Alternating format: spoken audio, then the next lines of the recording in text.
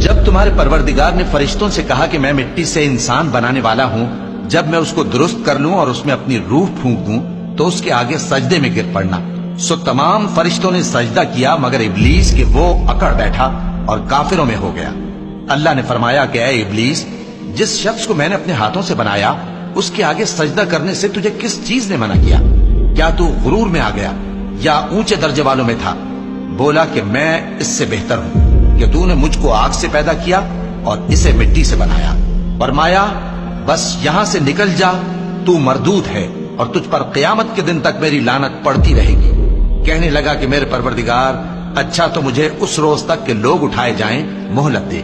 فرمایا کہ تجھ کو مہلت دی جاتی ہے اس روز تک جس کا وقت مقرر ہے۔ کہنے لگا کہ مجھے تیری عزت کی قسم، میں ان سب کو بہکاتا رہوں گا سوائے ان کے جو تیرے چنے ہوئے بندے ہیں۔ فرمایا ٹھیک ہے، اور میں ٹھیک ہی کہتا ہوں کہ میں تجھ سے اور جو ان میں سے تیری پیروی کریں گے سب سے جہنم کو بھر دوں گا۔